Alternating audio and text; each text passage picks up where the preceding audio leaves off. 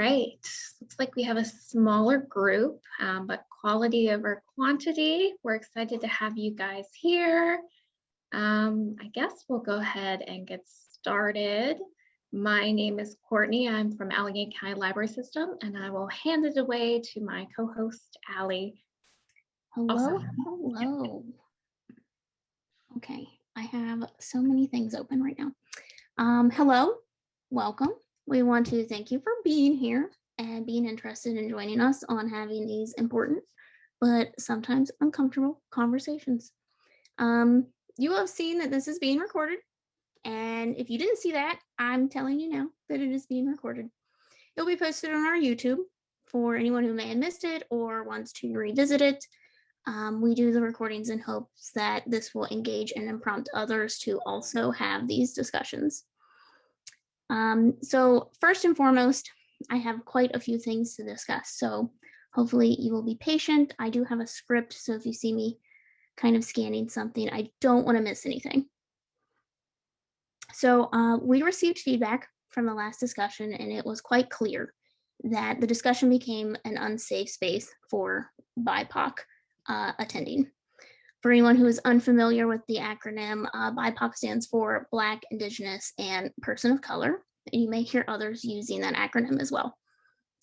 In what I thought was an attempt to make everyone feel heard in the space, it did quite the opposite. There were BIPOC stories that were being shared, and their stories were being dismissed and at times erased. Part of being an ally and part of these discussions is learning about and unlearning racist behavior. It is recognizing when harm has been done and taking actions to be better. Being an ally means uplifting and amplifying BIPOC voices and minority voices. I apologize to those who have felt dismissed, especially at our last discussion. I hope that we can make these discussions better. For those in attendance, we know for some of these discussions and stories, some things may be shocking and new. And sometimes the automatic response is to say that, but please keep in mind that for many others here and amongst our peers and in America, that this is not new and it is very much a lived experience. With that, we may not know who is in attendance tonight, and we do have to acknowledge that, I'm white, and we do live in a predominantly white area. So we may be missing a vital perspective to this discussion, and that, there may not be Black men here to discuss their own experiences and outlooks, but we do have Bryan Stevenson's outlook and can add the lens of his experience to our own answers. With feedback from Black leaders from NAACP, branch 7007, and suggestions from some of our other partners, we have a few guidelines to try to help maintain a safe space moving forward. I'm going to go ahead and share those on the screen. So it'll be kind of easy for all us to see. Again, we normally ask that you please stay muted until it is your turn to speak. Ask in chat to speak and respect the speaking order that the moderators create. We are not going to be using the raising the hand feature anymore, as it tends to get lost. We can't always see people, and apparently Zoom moves it. So it's kind of unfindable half the time. We do encourage discussion in the chat as well for those who might not be comfortable on camera, or maybe who didn't have time to share during the time period. Also, we ask that you please just keep your answer under 3 minutes to ensure everyone has a chance to consider and speak. If you haven't read the book, we encourage you to stay and listen, but try to refrain from maybe entering the discussion without having context from the book. Moderators may interrupt you. This is going to be a moderated discussion. Please respect their choices as they are trying to maintain a safe space and keep the discussion progressive and on topic. It's not a personal attack. It's just, we're just trying to make sure that everyone feels heard. There may be times of silence, which is good. Sometimes I know my automatic response is to fill the silence, but sometimes it takes a moment of reflection to really consider a question So please use the time to consider your answer, and if needed, reconsider given the perspective of the book and how racial injustice may play a part in your answer. Just so you know, we want to try to avoid off-topic kind of discussions. I should have grabbed a drink. A few other announcements quickly. The Book Center in downtown Cumberland is holding a Just Mercy discussion on April 14th at 6 p.m. We encourage anyone who may have to miss our discussions, wants to further discuss, or if you want to attend an unrecorded event, to attend that. And then there is also an event hosted by ACM on April 19th with Anthony Ray Hinton.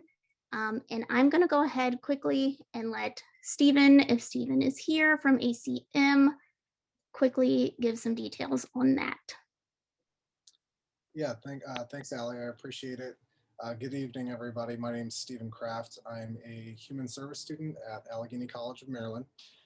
We are going to be hosting, like Allie said, a virtual event featuring Anthony Ray Hinton. He wrote the book, The Sun Does Shine.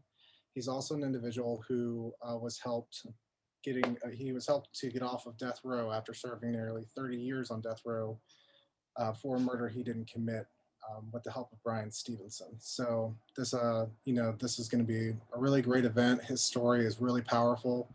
It relates a lot to the book discussion that you guys are going to be having tonight. In attendance to that as well, Congressman David Trone is going to be in attendance to that to talk about some criminal justice reform and what we're doing here in District 6 to be working on criminal justice reform. And we are also going to be talking about what we can do here in Allegheny County to work on criminal justice reform and reentry services for those who are coming back to our community. I will give it over to Sandra Wine, who's another student of ours, to give a little bit of details about the event and time and everything like that. So thank you. Thank you.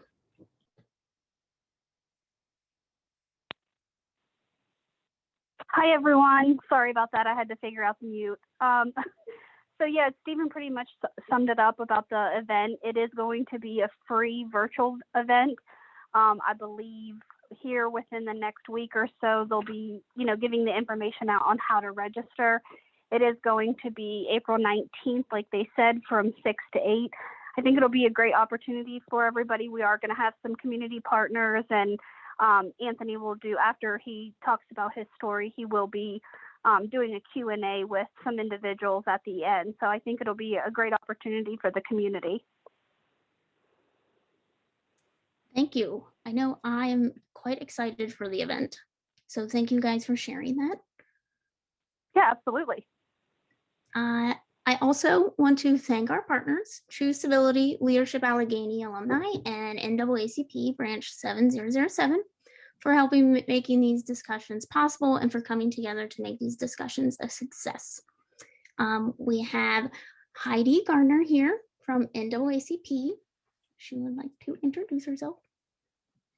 Yeah, my name is Heidi, and I am the chair of the activities committee for the NAACP. I also work on the Allegheny County Lynching Truth and Reconciliation Commission, which is sponsoring the essay contest, which I know you've been hearing about.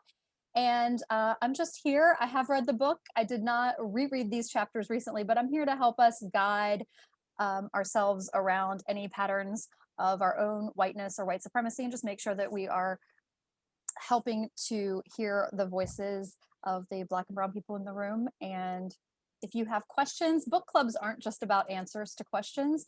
So if you have questions as the panel goes, or as the evening goes on, and you need to ask a question or you feel discomfort, like discomfort is not a bad thing. So one of the patterns of whiteness is that we assume that everyone has the right to comfort, especially, us. And so so we were really uncomfortable with being uncomfortable.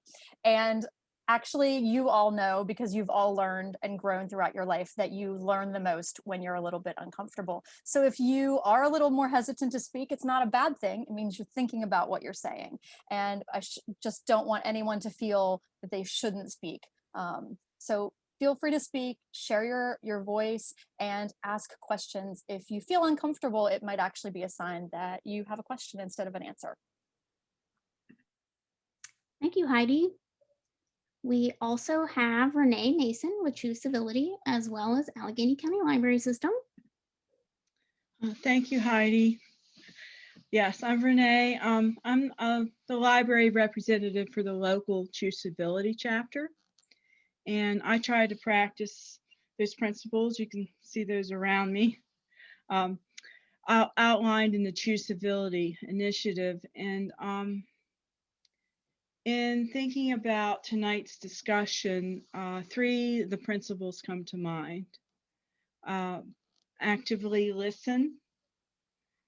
Really take a moment to hear what is being said and to actively visualize either the author's or the speaker's experience. So this leads to another principle: acknowledge others. We may find that we say we have similar experiences when we look for common ground with others that are unlike us. However, as we hear these stories, we need to acknowledge that our realities and perspectives are different. And then also thinking about the principles, assume the best. Assume that what is said comes from an earnest desire. I really, for all of us that are here tonight to be part of the discussion, we are open to learning. So thank you. Thank you, Renee. And then we also have Sarah Welsh here with Allegheny County Public School System. And I'm also going to have her talk about the Equal Justice Initiative essay contest as well. Hello, everybody. Good evening. If you were here last time, I briefly mentioned it, and we had the link in the chat. But I just wanted to say a little bit more about the essay contest. The general things, again, are that it's open to all Allegheny County Public School high school students. The deadline is the end of April, but it is part of a joint initiative with the local NAACP chapter and the other organization that Heidi mentioned that she and I are both a part of, the Allegheny County Truth and Reconciliation Commission. And just to kind of clarify that, because we didn't talk about this last time, that is the local EJI organization. So EJI, so this is Bryan Stevenson's organization, is the national level, and we do have a local level that is working to execute some of the tasks that are requested for local counties who have documented lynchings in their, and that's in every state that has documented lynchings. So we have done some of those things, and we did talk, I think, briefly about that last time. But the essay contest is one of those tasks. And there'll be, if you're interested in getting involved in those things, there are different ways, not necessarily to get directly involved with that organization. It's underway, and there are several steps before you can really jump into it. But the Juneteenth celebration, that will be as far as the essay contest, where the winners of the contest are announced, and we'll be sharing some of their work. And it's a great spot to follow up with the discussions that we're having through this book discussion, and as well as the ACM discussion, and so many of the other activities that are happening through EJI, and then filtered through our local organization. Thank you, Sarah. And then if there are any other partners or moderators in attendance that I may have missed, please feel free to introduce yourself now. Sometimes the names go by so quickly, I can't always tell who's here.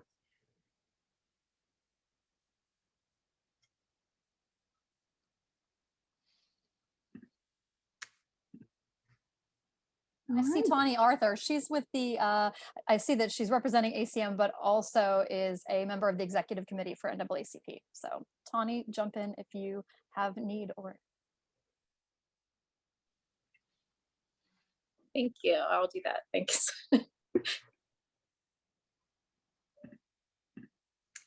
Thank you. Well, let's go ahead and get into the questions then. Let me go ahead, pull those up. Stevenson mentions several cases in these chapters, including Charlie's, Ian Manuel's, Trina Garnett's, and Antonio Nunez's. What are some of the laws and conditions he challenges with these cases? How does he prove the justice system's lack of mercy? I found that these cases focus more on the juvenile justice system, and we see that Stevenson is challenging the system as a whole. He doesn't just give us cases in one area, and these are all different states. This is when we see that he is beginning to showcase that racial injustice is a nationwide problem. I think the quote that sums it up the best is, I'm drawing directly from the book, some victims are more protected and valued than others. And I think all of these cases mentioned within these chapters definitely showcase that. In Charlie's case, we see a scared child who is put into an adult prison and then further harmed because of it. The circumstances were not taken into consideration, and neither was the fact that he was a child acting as a child. Instead, the trial hinged on the fact that the man killed was a police officer. And the prosecutor says, "It is a great loss that a good person can be so heartlessly killed by this young man." The wording does not identify that George was, in fact, not a good man. It's very dismissing to Charlie and his mother's experiences. It implies that Charlie acted in cold blood rather than because of love for his mother or out of being terrified. It portrays Charlie as a much more mature age than he is. And here, no one was protecting Charlie, and they were only protecting George on the basis that he was a police officer, essentially. We have Antonio, who again has no protection after suffering PTSD and showing he did well in certain environments. Racist assumptions are made about him, about being a dangerous gang member, and showing no signs of being rehabilitated. And I mean, we see Stevenson is showing us that the system clearly lies. In Trina Garnett's case, we see that the poor and mentally ill are taken advantage of, and often their conditions are not helped, but worsened. In her case, there is no protection for Trina when she is raped. Rather than the correctional officer be prosecuted for his crimes, I mean, he's not. And Trina then has to suffer what comes after that. We see that her sentence was mandatory, despite the fact that the judge didn't even agree. Which, why is that a law? Why is that a thing that exists?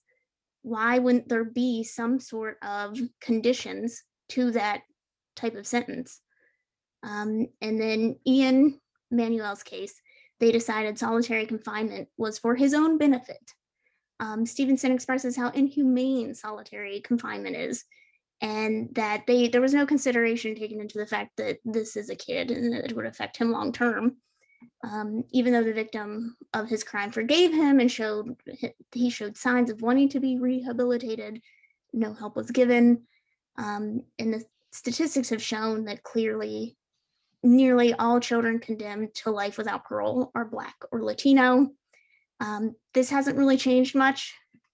I was looking at, I'll put a link in the chat about racial disparities in youth incarceration, how it continues to persist even as kind of youth incarceration tends to go down. It's still very much persisting, but you know, the racial assumptions are going to continue to be made about these children in poor urban communities over and over again. I realized that was a lot to take in.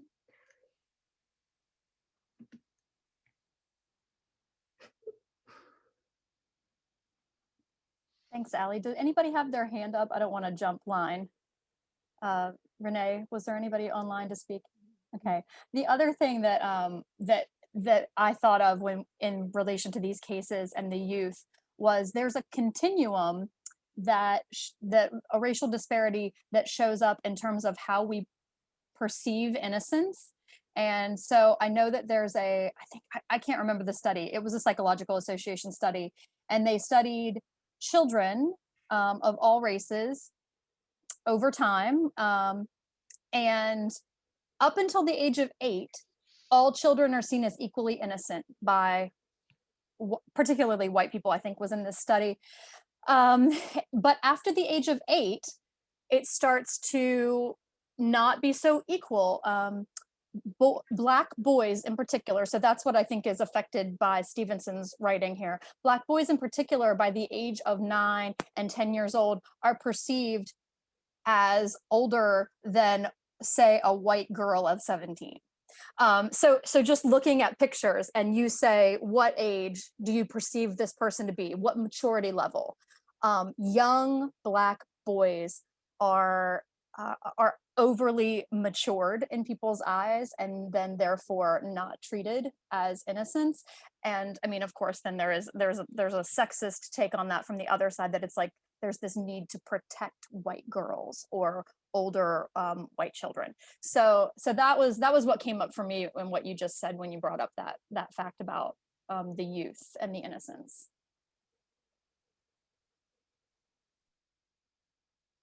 Yeah, thank you for sharing that. I hadn't heard that before, but that is interesting.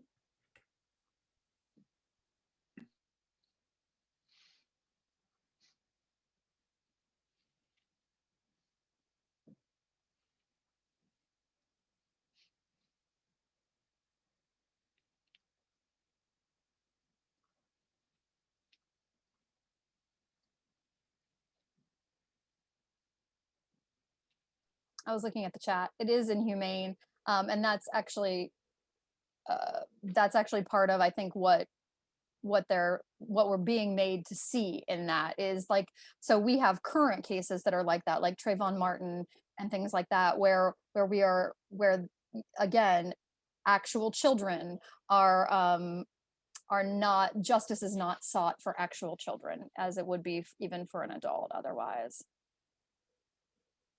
Adultification. Tell me about this, Sarah. So that's one of those, and the similar kind of idea, looking at the disproportionality that exists, and this is not just in Maryland, which is where I'm most familiar with the data, but but across the country, that Black and Brown students, especially male, but across the board, are suspended from schools at higher rates than their white peers, pretty significantly. It's come down over time, the overall rate of suspension, because as we've really, as a national public education system, recognized that students who are not in school are falling behind.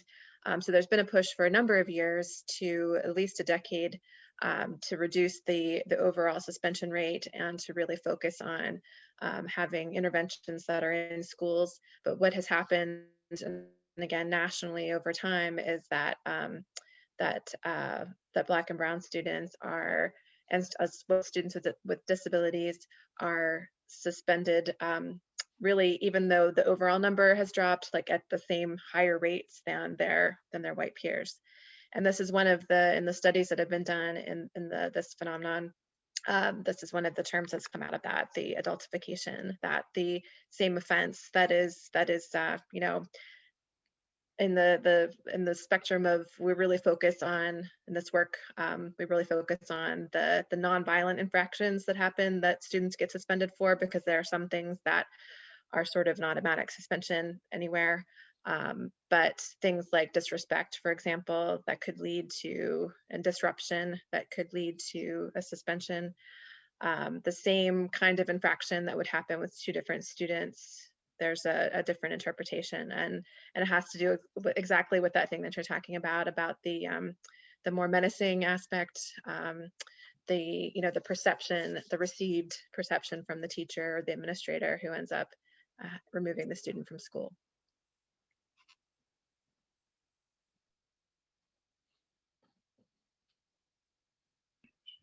Thank you for explaining that, Sarah.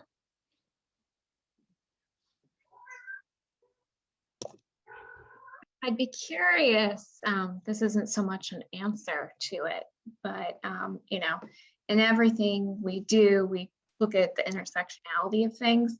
Be curious about, because I just don't know the statistics with POC individuals and LGBTQ individuals and that suspension rate and things. I recently read, I think it's called The Boys Aren't Blue. I think you read it as well, Allie. I think I saw your review on that at one point. And that dealt with a young Black man who was also queer and coming of age, his story. And he dealt with some suspension, some reprimanding and things, and seeing his role as a Black man in his community. I just would be curious about that as well. If anyone has any, that might be another conversation though, but just something to think about as well. I suspect it's as bad as you think it is. Like, I don't know the statistics either, but I know that Black, especially Black trans lives are the most, are the most at risk statistically, and just in terms of death.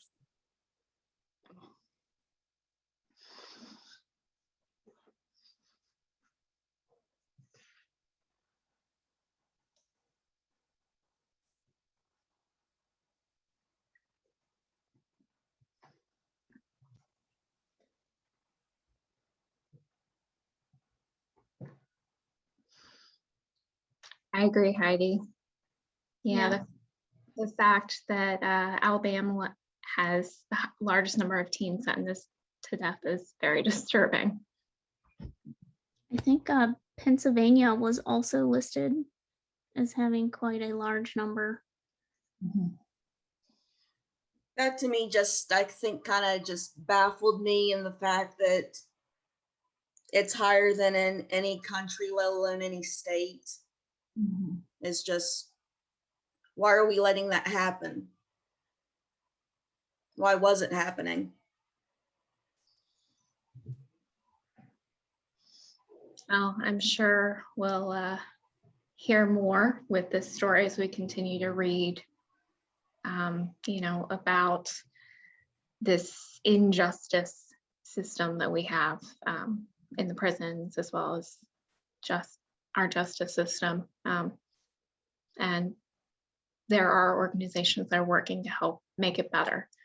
Despite all the negative in this book, there is hope.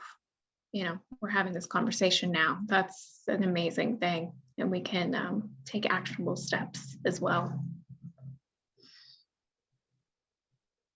For anyone who hasn't checked out the Equal Justice Initiative website, there's a lot of really great articles on there. They post a lot of what they're doing, things that they're trying to accomplish, suggestions, things like that. So I would highly recommend, if you have the time, to definitely give it a good search.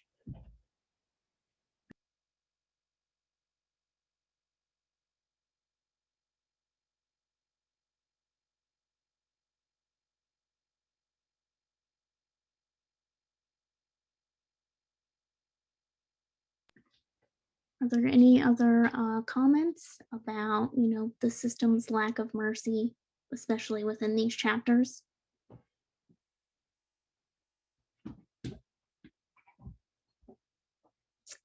Yes, I can post the link. I actually have it open. Oh, I was going to mention as well that Ian Manuel was actually released in 2016.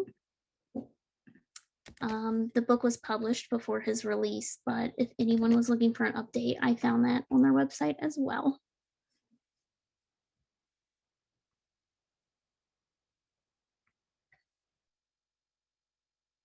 I just wondered, I don't know if maybe you did this last week, when you asked that question about the justice system's lack of mercy and the fact that this book is titled Just Mercy. Did we look at the actual definition of the word mercy?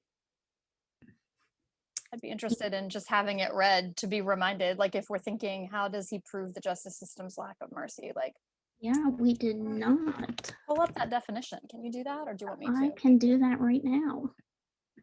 Compassion or forgiveness shown towards someone whom it is within one's power to punish or harm. I'm going to put that in the chat. Thank you. Yeah, because I think the word power there probably says a lot, and says Yeah. a lot about why this book was written and who had the power to do what evil, or what was disproportionate, I think. And that's what's unjust, is the disproportionate punishment. Thank you for indulging me and my definitions. I'm a word nerd.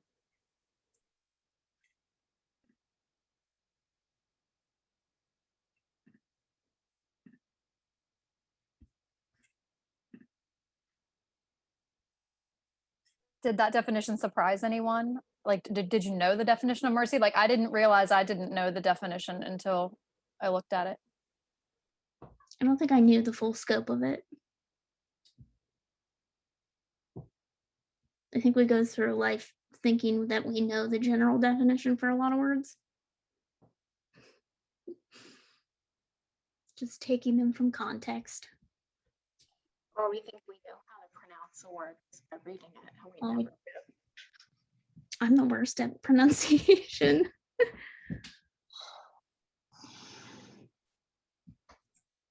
Okay. Power is something that I took for granted. Oh wait, I just saw somebody with their hand up and they forgot the rule. Who was it? They were going to go to the chat bar, then they unmuted. Who's there? It's me, HR, Heather. Hi. I did not forget. I just can't see the chat thing. I can't read it. The print is too small. Oh, well, in that case, wave your arms or just interrupt. I'm sorry. I really don't mean to be a disruptor here. Oh no, you're fine. I just can't see very well.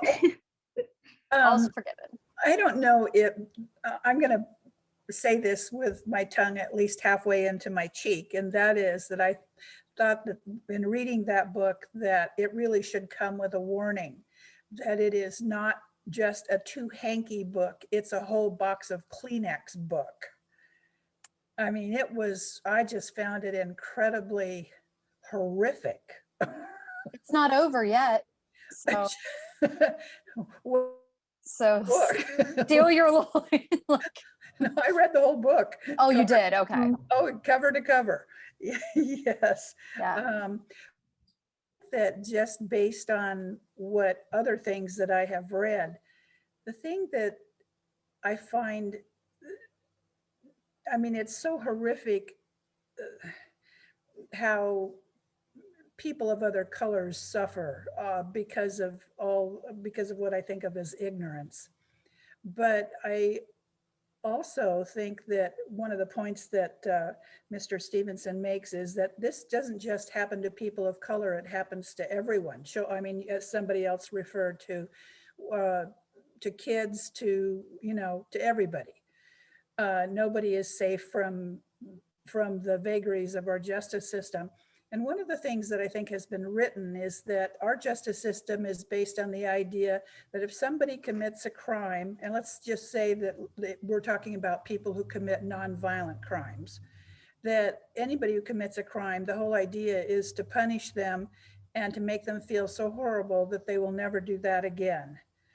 And I find it very interesting that we take that approach in this country, and we have the highest recidivism rate in the world of people who have been incarcerated, which should tell you that our system is definitely not working.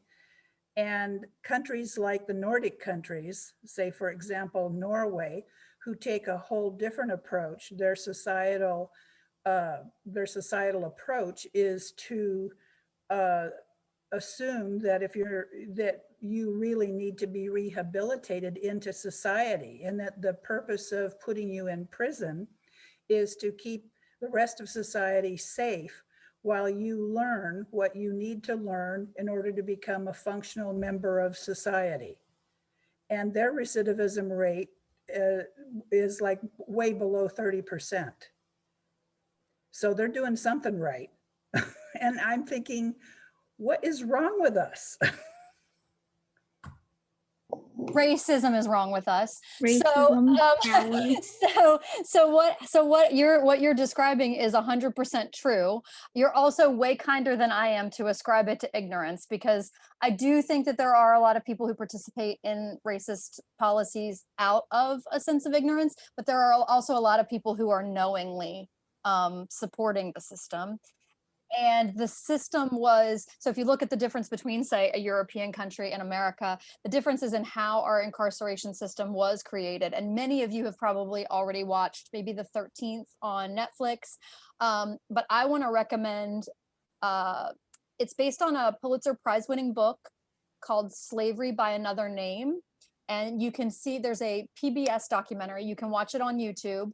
And it actually shows that the reason our incarceration rate is so high and the reason it's disproportionately Black is entirely because our justice system was created in the context of slavery. And that's not true for other countries. So backing out of it is going to be more difficult than just starting over. And we all know that starting over isn't exactly an option.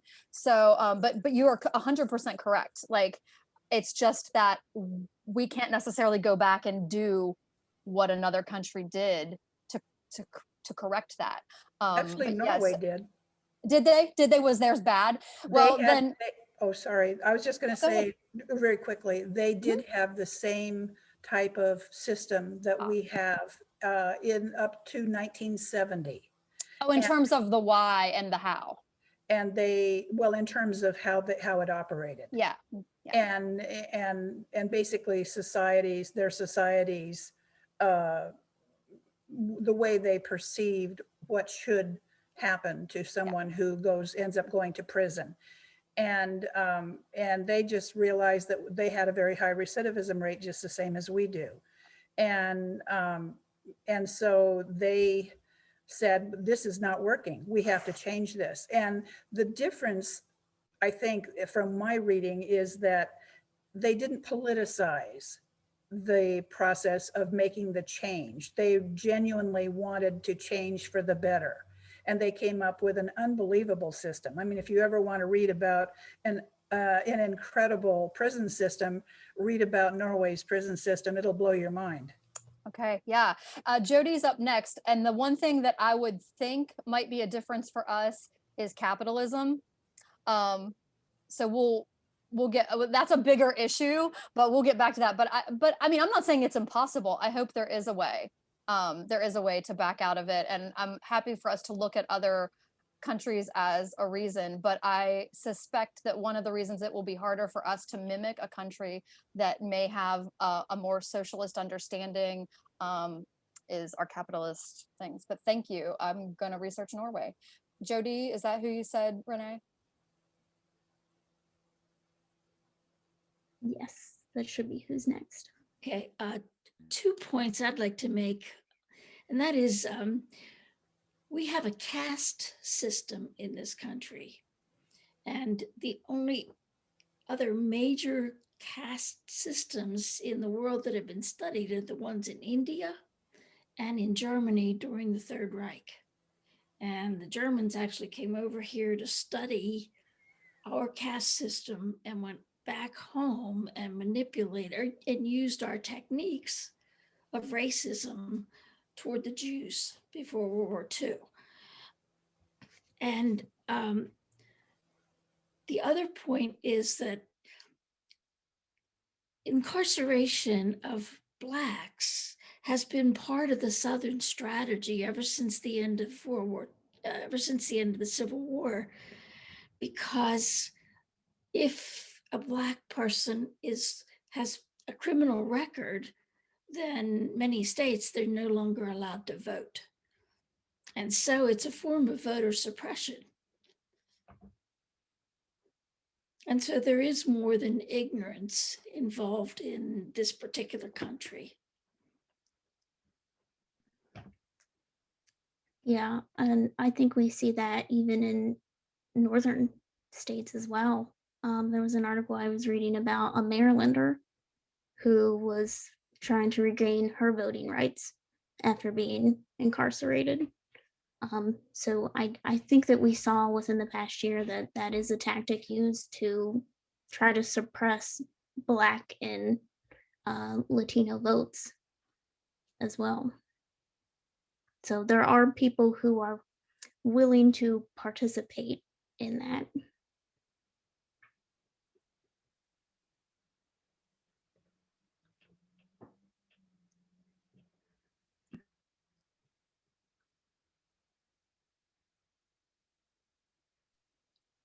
Mary Gardner.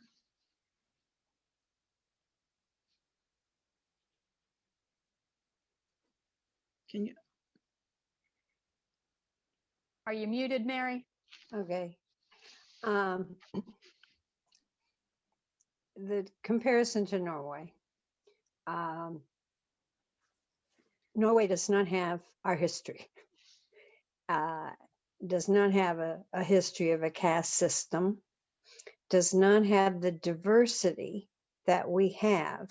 I think one of the problems and one of the reasons we let these things go on, these horrible things like prison, the way prisons are in the United States, is that we don't identify with the prisoners. In Norway, if you know, your son's put in prison, everybody else is just like him. Okay, they don't have the difference of color of skin or language or what have you. There's no question that the incarceration has been disproportionately applied to Blacks, Latinos, earlier in our history, Asians, and so the white folks don't identify.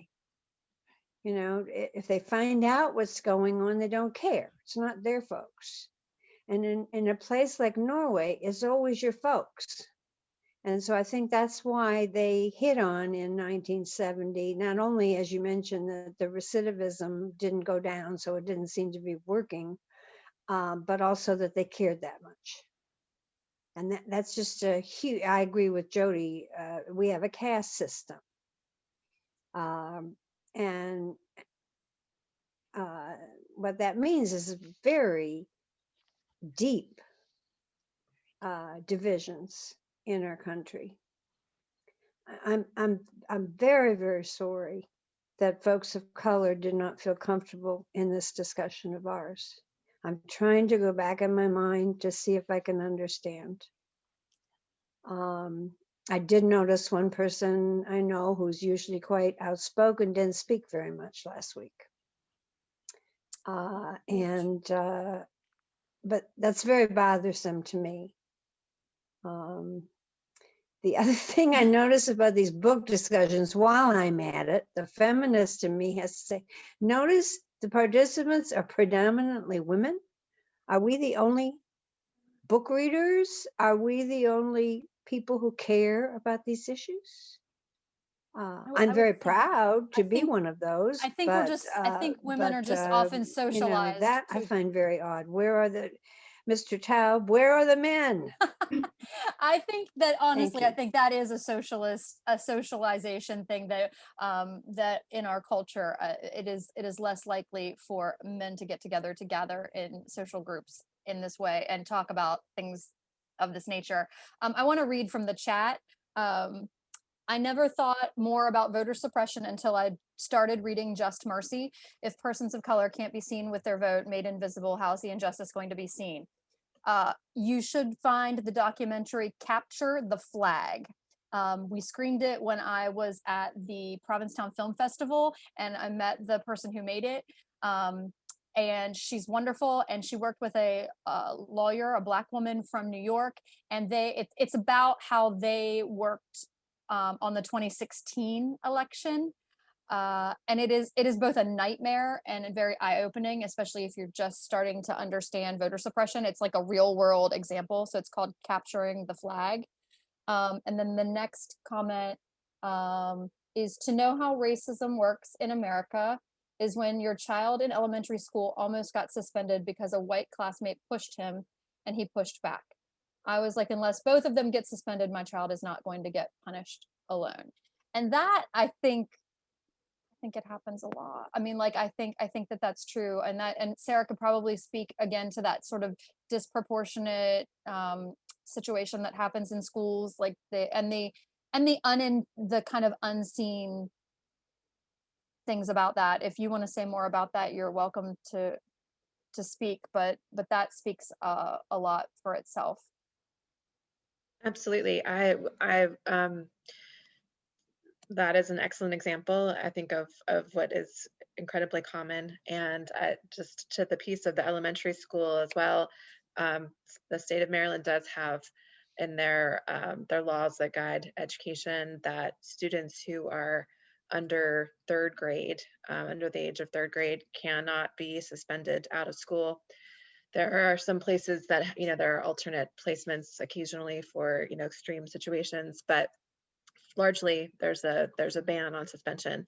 And I have to tell you, because this is my work, my professional work, that is something that is difficult for people to accept.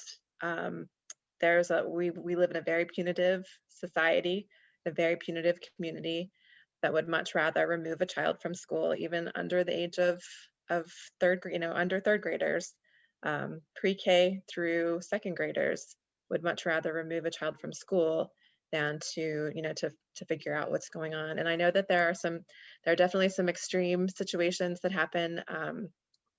So not to cast a negative light on our educators, but it's a community shift, mind shift, that we really have to consider. What does punishment look like? What's the outcome that we're looking for, versus the idea that we're coming together as a community and that we need to restore, that the idea of restoring our community and restoring someone who has done something that's outside of those community norms to the community.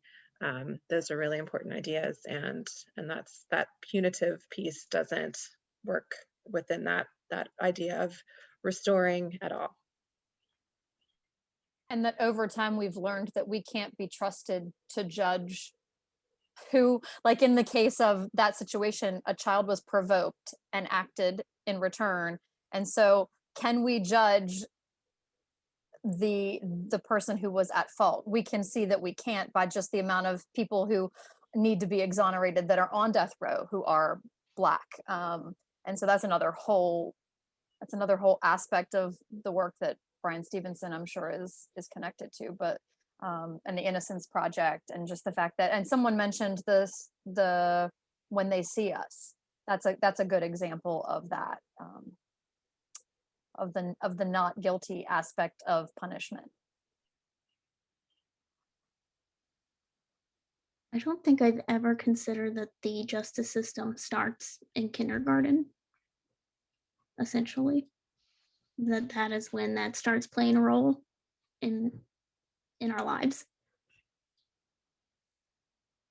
It's actually earlier than that, in daycare situations, which aren't tracked within the public school system, but through studies of school to prison pipeline studies, particularly Black male 2-year-olds are removed from daycare at higher rates than other children, babies.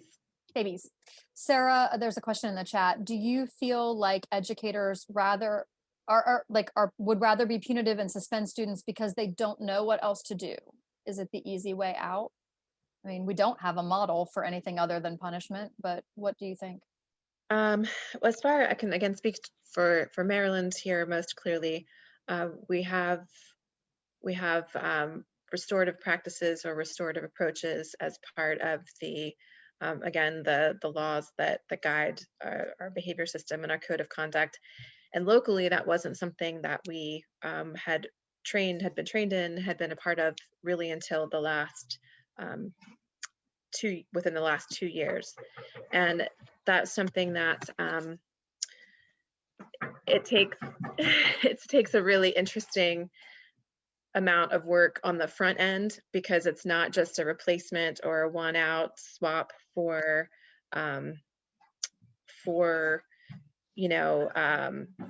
suspension or detention or any of the other punitive measures.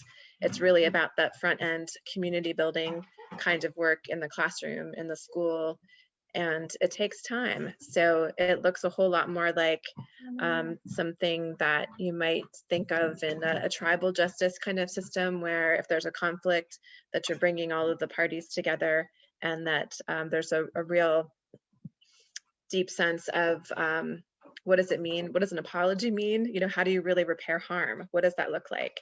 So there's that repairing of the harm piece.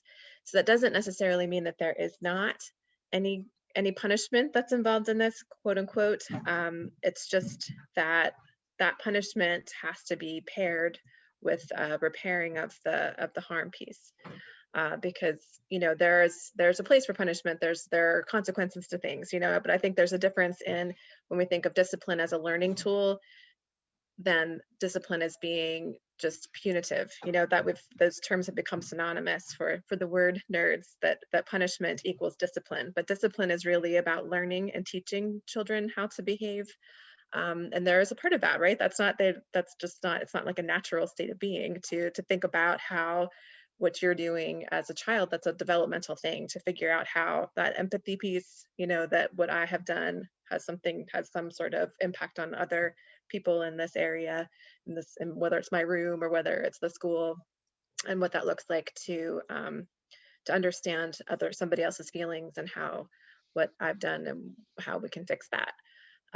So when we don't start that at a really young age, sometimes we do, and then it gets lost. You know, it's about a systemic approach, which is what we're talking about. We're talking about systemic approaches to things. So we've had this really clear systemic approach from the top down that has been incredibly punitive. That's outside of education, right? That's like how all of this works, which is what we're talking about. So it's trying to break that mold and look very different. It takes a whole lot of effort, and we're trying, but we're not there yet. Thank you. I think the discipline and punishment piece is helpful, especially if you take it out of the systemic system and think about it towards yourself. If you were to say that you punished yourself, someone would know you were engaging in self-harm. But if you were to say you were disciplining yourself, someone might imagine that you learned the lesson of touching a hot pan without a hot pad holder. Like, you know, discipline has a more organic and more There is a positive connotation in that sense, right? If you're if you're self-disciplined, yeah, we think of that as being a really positive thing. And about all of the ways that, you know, that people are self-disciplined. If you say that about somebody, that's, you know, that's an awesome thing. But if we say this child needs to be disciplined, you know, that's a very different, right? Like that's a very different idea. Interesting. Word nerd, told you.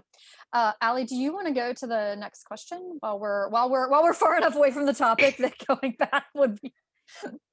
Yes, let's absolutely. But thank you for sharing insight. I feel like there's a lot of things I'm going to leave here looking into. Okay, let me pull up the questions again. Is this what I get for having 87 tabs open? Indeed. Okay. So these chapters bring some more light to Walter's case. What evidence is presented to the reader for Walter's innocence, and what does this evidence reveal about the justice system? For one, we have the sheriff involved paying off a so-called witness, and the witness was also released from jail after giving a statement, despite they didn't have the authority to do that. So we already got some suspicious things happening. We have Myers admitting that he made the whole thing up and was told to make up his claims against Walter. His details how the police may be covering up a larger issue at hand and that they may have had some play with the murder. We also get a glimpse into that the victims' families were dismissed. They were treated, quote unquote, like white trash. And that apparently the actual victim didn't matter at all. They were just trying to get an arrest made. And we see that the arrest made is to appease the white citizens of the town, because the actual arrest is not to appease the town overall, because it creates further unease and distrust among the Black community in the town. Several others had stepped forward, providing that they had witnessed Walter at the cookout, or saying his truck wasn't running, and that wasn't enough. But I think what is most revealing is the dishonest behavior of the justice system.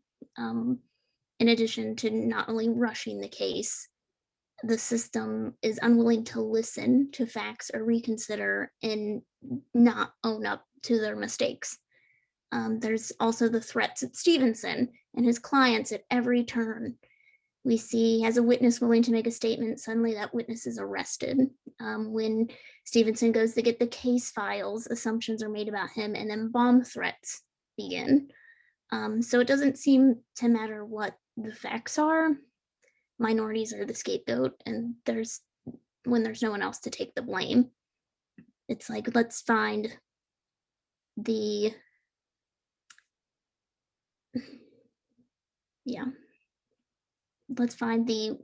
one Black person who we can involve and then throw it on them, is how the story seems to unfold.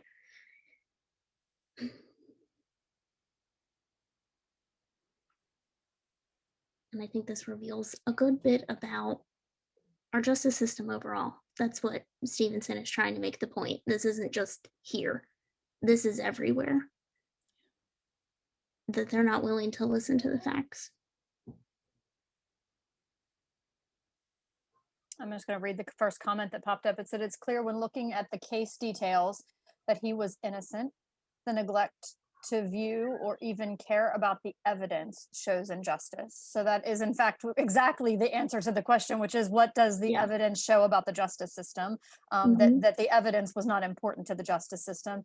And then something, Allie, that you said or pointed toward, which is the intimidation, the fact that our justice system is upheld by extrajudicial acts and behaviors of intimidation, whether it was by police officers in this case or townspeople.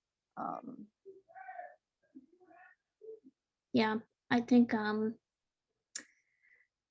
this very much reminded me a lot of the blue wall. For anyone who's unfamiliar with that term, I think it has a few terms like the blue wall of silence. It's kind of the code that police officers, not necessarily all, but police officers have, where they won't, I guess, what's the word I'm looking for? They won't basically snitch on another police officer for doing things. And that is kind of what this felt like it was hinting towards at times. And I think that that's quite common. I think a lot of people know about that and have witnessed that in some regards, whether it's in a small amount or whether it's something that we've seen splashed all over the news. Well, unfortunately, in this case, they went a step further. Like, they didn't just like keep quiet; they were like actively intimidating. Oh, yeah. Well, it was just like a further, like, we're not going to tell, but as things come out, we're just going to keep we're going to help covering it. Yeah. And I mean, it's the whole justice system is involved. I mean, they had city officials working with county officials to get things done, and the judges were willing to just look it over. So it was the whole system. I see Renee posted that HR is next. Okay. Sorry, you guys. You know, I hope this isn't going off topic, and I don't mean to. I'm just sort of taking everything that I'm hearing, and then I sort of go up to the next thing, the next level, I guess, in terms of an overview. The big picture is always the thing that fascinates me. Although this isn't fascinating, this is real life. So it's really heartrending, really would probably be a better word. But in my experience, it may be before many of you were here. I was living in California during the O.J. Simpson trial, and I couldn't help but feel that, and perhaps not justifiably, but feel that that was a turning point in our history, in our view nationally of our judicial system. that we lost confidence in it because we felt that we watched it on national television, and we felt that the outcome, I think it didn't matter what color you were, a lot of people felt that the outcome really was inappropriate. And so I think a lot of people lost faith in the system at that point. And then it sort of became a system that was designed for everybody and his brother to act out whatever form of prejudice they had, or whether to get even with people. It was like whatever human weakness was at play in any given situation. The judicial system sort of became a vehicle for that, as opposed to being about justice. It's like justice was gone. Well, I think that, I mean, you bring up a very complicated example. I know. I know. And Sorry it's about that. fine. And no, it's fine. I was in college. So personal experience. It's like, do you remember where you were when? Yes, I was in college, and I was at a mostly white, upper class, kind of expensive college. And the people who were gathered to watch the O.J. Simpson trial results in our snack shop were mostly the Black students, and they cheered when it happened. And it's a very complicated thing, because in this case, while like a lot of white people and a lot of Black people saw it and said, duh, we should do this, what that support meant, and that's why it's complicated, because I'm like, it's kind of going to be contradictory to what you said, but what was complicated about it was the fact that O.J. Simpson committed a crime that many rich white men commit and get away with. Right. And they actually expected, I mean, because the evidence was so clear, they expected him to be convicted. And so he wasn't. So again, I mean, we're looking at, so actually I'm glad you brought it up, because race isn't black and white. Like, I mean, it is and it isn't. Like, there's a lot of nuance there. So, so I hope that people are able to like both get your point and hear the other side of that, because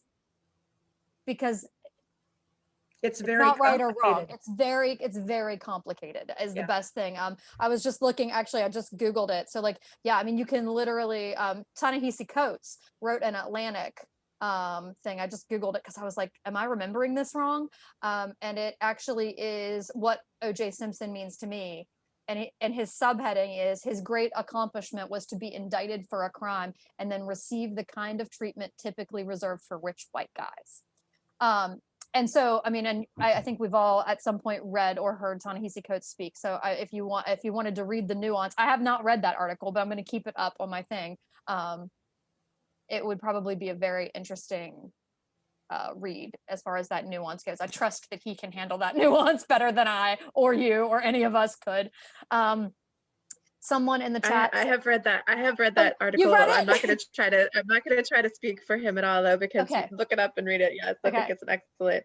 And I have heard that argument from other people as well, other Black men as well. But or a similar one. But I think that's the other piece of that is, there's a profound piece of that has to do with celebrity and wealth and power. That is, another layer of complexity to that if we looked at other similar situations are, again, profoundly, that's part of the problem of this thing that we're talking about here, is the lack of whatever those interventions are. And that also goes back to these school to prison pipeline kinds of things, when what kinds of interventions are in place for students who are misbehaving in some way. Are those being applied to everyone equally, or are we looking individually at what students actually need? All of those different pieces. There's so many different power struggles at play with who gets what, and it comes out in all sorts of different ways. Yeah. And I think that's another angle, another lens for that particular situation. So thank you for taking us off topic. It was a fun little journey. Sorry. No, you're fine. It was actually great. I'm just going to go over to the chat and come back around. I think Bryan is right when he says in the chapter of The Coming of John that miscarriages of justice afflict a whole community with despair. It happened just today at work. Many were talking about the video release of the fatal shooting of Lyman Moses in Delaware, and I could feel that my coworkers felt like yet again justice, even reason, was ignored. I think my coworkers have lost hope for justice, and I don't know who that is. It's just like initials. I don't know if that person is speaking or not. But yes, I'm sure that you felt exactly what was in the air. And Courtney said, I was just thinking about that example from the book. The community despair is the most disheartening part of injustice. The impact is beyond the individual, and that's absolutely true. And oh, Stacy is the person that I first quoted. Sorry, Stacy. I was like, I don't want to alphabet soup that. I didn't want to like guess at what your handle might mean. So that was Stacy's comment the first time. And I think HR again. Yes. Nope. She said no. All right, we have about 20 minutes left. We do have one more question, so we can either continue. Go for it, Courtney. I'll go for it. Just do it. Just take the reins. Okay, let me pull up the question because, like Allie, I have a million tabs up. There's a lot of great articles being put in chat too, so just adding to it. There's so many good things to read. All right. So you can always save the chat and place those somewhere. Yes, they will be with the YouTube video. Yes. All right. These chapters mention several of Stevenson's clients and his interactions with them. What are some of the things Stevenson does to ensure his clients feel acknowledged and heard? How does Stevenson reflect on his own experiences and relate them to his clients in other cases? So I was so glad when Allie or whoever created that question, because when I was reading, I was really loving, really noticing how he makes sure that each of those clients feel valued and heard. And despite the dehumanizing nature of this injustice system that we have and these people on death row, he really works to humanize them and go beyond just their case, talking to them about, their daily life, talking about their likes, their dislikes, are they into sports, talking about their families, really making that deep connection, listening non-judgmentally, just really making that deeper connection, which he talks about. Not only does these people become his friends and he creates, these relationships with them, but it ends up helping him when he's developing their case, because not only is he getting to know them a little bit better and understand their story, but sometimes it'll help him uncover something for their defense. So it's kind of this great thing going on. And, sometimes when you're in situations where it's disheartening, you might only focus on, he does just such a great job of creating those relationships and then being able to create actionable items with it. The one that really stuck out to me was Charlie, which I know Allie had mentioned earlier on, who was the boy who was killed by the mother's boyfriend, the cop. And he's completely despondent, staring at the wall. And he asks him a ton of questions. Oh, have you ever tried this type of cornbread? Have you ever cars? And nothing seems to work. And just that touch helps bring him to talk to him and burst into tears and tell him what's going on. So really just that relationship, that empathy with the individuals, making that connection, I think makes a huge difference. But there may have been some other things that stuck out to you as well, but that empathy really stuck out to me. And is Charlie the one where they actually agree to try him as a minor, where that breakthrough happened? Is that the correct one? Sorry, like I said, I didn't get to reread the chapters. Okay, so I was going to say that's actually interesting because Bryan Stevenson's a good writer, because that compassion and the empathy that you talk about, it's almost like it gets like creates an environment of that, and that then there are some breakthroughs. Like there are moments where other people are then able to see Charlie for who Charlie is. And I think the most important thing about empathy for me related to race in that way is that, in addition to, I think I mentioned earlier, like one of the like tenets of whiteness that people ascribe to is this presumption of being comfortable. Another one is like we presume to be seen, especially in America, as individuals, like especially. And yet Black community so often gets lumped into this monolithic one kind of thing. And so it is interesting to see that breakdown of individualistic humanity and like specificity. Like we kind of know who Charlie is. So I think someone's in the chat just said he acknowledges them, connects with them, and values them. Even those that are guilty of a crime, treats them with respect. They may be criminals, but they're still human. Sorry, Allie. Yeah. Oh no, you're fine. I was gonna say, the parts that stuck out to me too is that like the last discussion we talked about how Bryan Stevenson is like bogged down with work at this point. And even in every case where he is meeting with someone, he carves out that time to sit down and he will be there until they are comfortable. Whether that was meeting with Walter's family, he went there and he was like, I don't have time for this, but I'm still gonna do it. And he sat with Charlie until he felt comfortable. And I think we also get to see, with Ian, in that was the first like human interaction he had in years, basically. And the fact that all it took was just Bryan Stevenson reaching out. And I think it shows that the justice system, once people are put into incarceration, they're almost not people anymore. And Bryan Stevenson just treats them like people. And I think that was the main thing that I ended up taking away from that.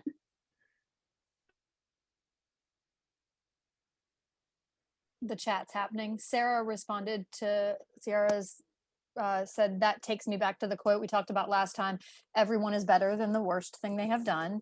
And then Stacy said, the last time we met, we talked briefly about how teaching against racism needs to be taught in households and schools. Does anyone think we can teach Bryan's version of empathy too? I mean, I don't think they're different, but yes. I think that anti-racism and empathy work are probably pretty handily held together. Yeah, I think it's always great to put yourself in someone's shoes to find the similarities, but also recognize the differences. And that is, what makes you see and how to better understand those experiences. Like you have to acknowledge the fact that they are also not your experiences, but to try to still see that perspective.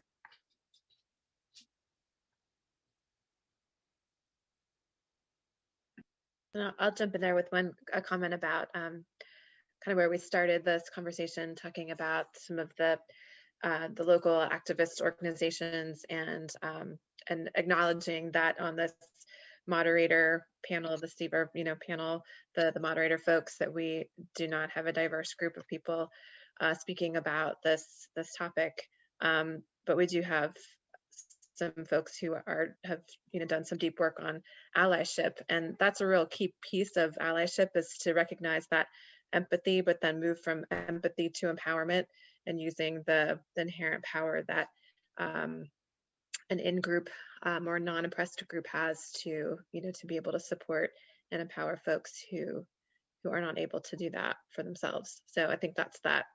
Empathy to empowerment is kind of one of my new slogans, and I think goes along with the thing that Stacey's mentioning about, especially for me in my piece from the public school angle, recognize it, recognize the situation, feel that, but then don't get stuck in the feeling part, step into the action part.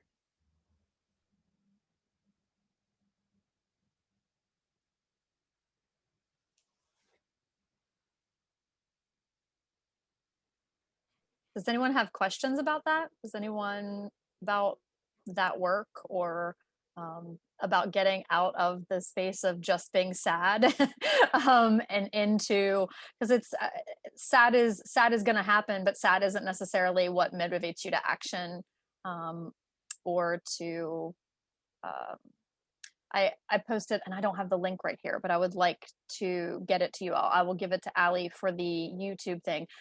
There is a Chicago justice organization that, in light of the killings of the Asian women in Atlanta, has a training that you can do on the 4Ds, which are part of de-escalation and are a way that you, as an individual who might be riding the subway or walking in downtown Cumberland, and if you see something happen and you feel powerless or sad, it's just a really simple technique that you have to be able to take action. So if you all would be interested in that, it's a 1-hour free training that organization is doing, and I will, Allie, the link is already on my Facebook, but remind me if I forget to give it to you.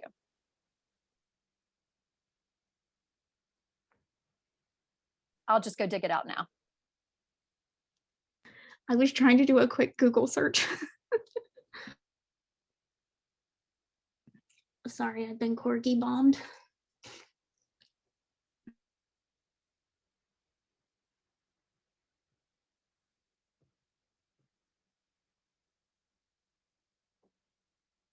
We have 10 minutes left. Courtney, where are you headed? What do you think?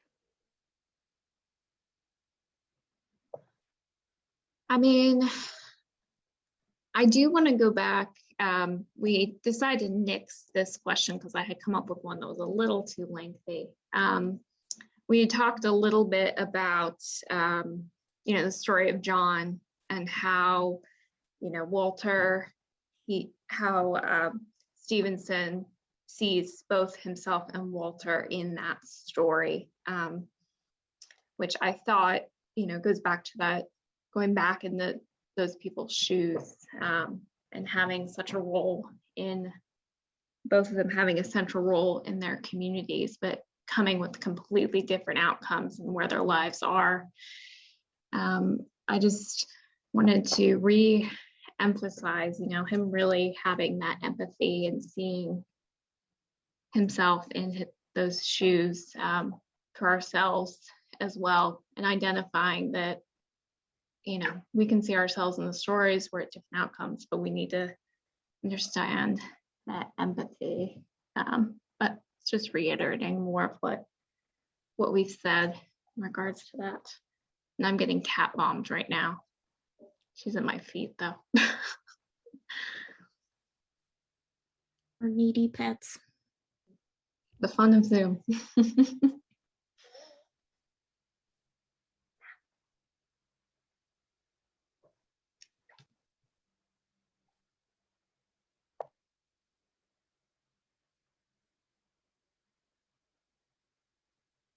Are there any other thoughts? Heidi has shared the link in chat for those who are interested. Thank you, Heidi. It's great. There are a number of dates, so I'm sure everyone can get in somewhere. And it looks like it'll be a good, quick, but helpful. Just gives you, it makes you feel less powerless. Like it gives you something that you can do positively. Are there anything locally that people could be involved in? Is there anything that they could help out with the NAACP? You can join. We have a new website. I don't know if I have the link right now, but I'll put it in the chat. And it Didn't has mean all to the put you on the spot there. You're fine. That's fine. We have a newsletter. It's late this month because we're busy, but let me give you. Yeah. And I'll jump in on that too, that we do have within the NAACP, since the first of the year, we've done all sorts of interesting, cool new restructuring pieces, and there are lots of different opportunities for engagement and involvement in all sorts of different ways. So one of them is that if you're interested in this idea of allyship, there is a subgroup, a committee within our local branch that focuses on that. So there are definitely opportunities to learn more and to jump into that with some people who are pretty highly trained. Can you guys share a little bit more about the different committees? That was new to me. I've seen some people share about the different committees they're on. Do you have there's so many. Is Tani, is Tani I'll still check out here? the Oh, yeah, website. there she is. Tani, you went, because Tani's she's the chair of the Youth Engagement Committee, which is, they've got some really exciting, cool Ah. things, and they're also looking for some sponsorship. If you're, I hate to put you on the spot, Tani, but if you're don't mind talking about it for a second. Hi, everybody. Yeah, so we are looking to build a junior youth unit, which would be ages, I believe, 6 to 13. And in regards to the sponsorship, if you want to sponsor a youth, I believe it's $10 for them to have a membership. Or if you know any youth who would like to join, they're currently looking for members, and they are going to be very active this year. There's a lot of activities for them coming up. There should be a video circulating soon, trying to gain membership for them that they're going to create on their own, the unit that we have started so far. And more to come. I don't want to give away too much information, but they're going to be very active. But so yeah, I'm the chair of the Youth Engagement Committee. Oh, and also we're also hoping to get a charter started at ACM and open that up too. So if anybody's interested on the college campus, that's something we're going to be working on as well. And there is a list of the committees. It's a long list. And it is on the website. When you go to like the leadership introductions, it has the chair of each committee there. So if you were interested in a particular committee or just wanted to learn more before, like I said, anyone can join, and you can get the newsletter and just keep up and attend meetings. And then as you feel comfortable, become part of whatever you're led to do. And thank you. Yeah, thank you so much for sharing that. I'm going to quickly share a link in the chat. I don't know if I already did. This is a website that I go to from time to time for statistics and just kind of other things related to a sentencing project, just kind of based around racial injustice. And they do have stats on there about youth justice as well, since that was something that we talked a lot about tonight. Just if you're looking for a good place to start looking into things.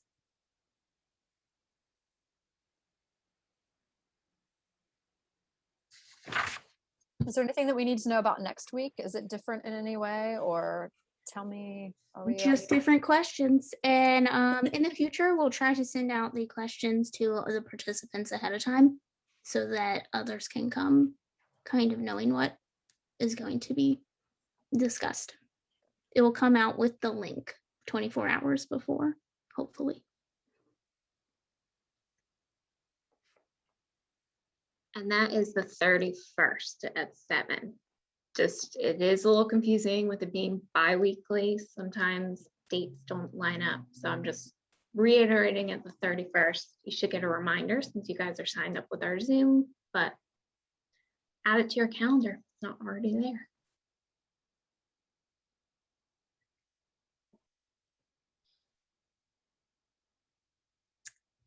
We only have a few minutes left.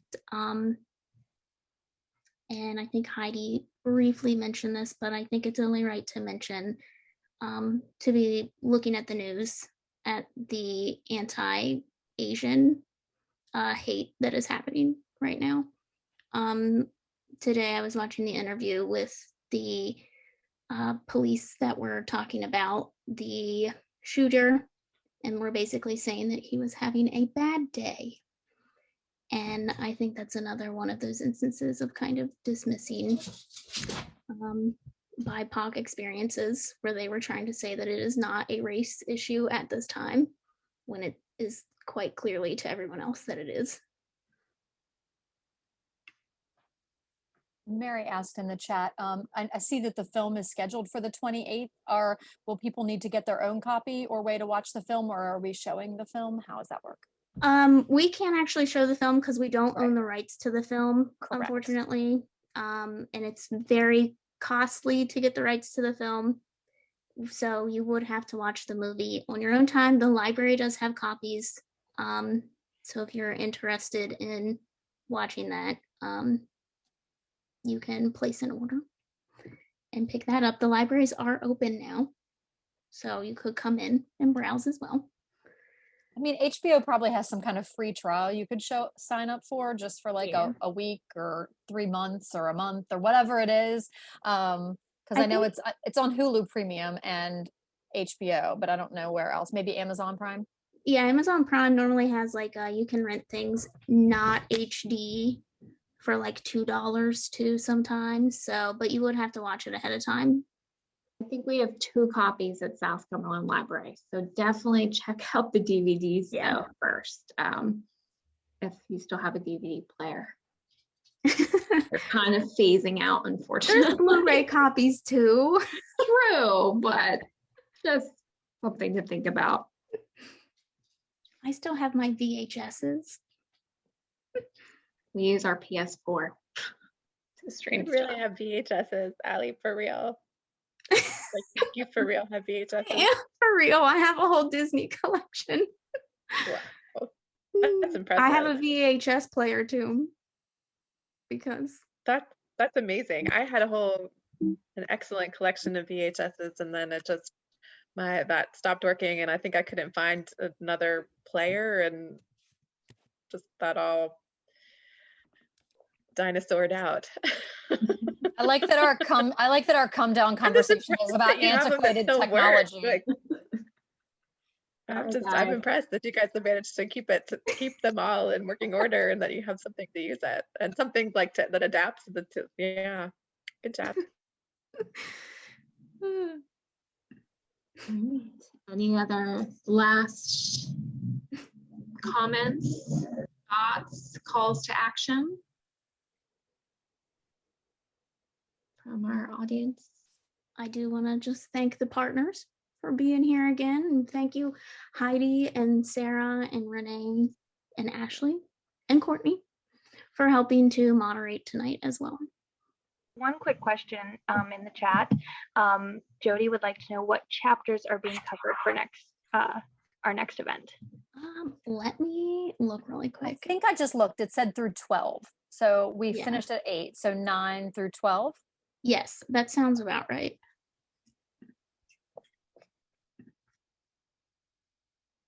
Yeah, because it's it's like 4 chapters, 9, 10, 11, 12. So yes. It's 8:30. I think we covered a lot of ground. So y'all have plenty to think about for 2 weeks. Thank you all for speaking up, even though we had to just enact some different techniques for moderating. It seemed to work. I feel like, and if you had trouble speaking up or had trouble getting into the chat, just especially if you get the questions early, if you let us know you have something to say about one of the questions, you don't necessarily have to prepare all the questions. If everyone came with one question answered, we'd have plenty to say. So yeah, but if you have an issue in some way technologically getting your voice heard, please just alert us in some way and we'll figure it out. Yeah, absolutely. I'm gonna put my email in chat just in case. Thank you. So if you do have any issues, you can contact me. Perfect. But that is it. And yeah, thank you for everyone for attending and for joining in and speaking up and listening and all the good stuff. Have a good 2 weeks. Yeah, have a good night, guys. See you in 2 weeks. See ya. Down to 1 page. Okay, there it goes. Everyone drops off. This is what it's like at the end of a call, a meeting. I'm just gonna end it now. Yeah, I was like, you can stop recording.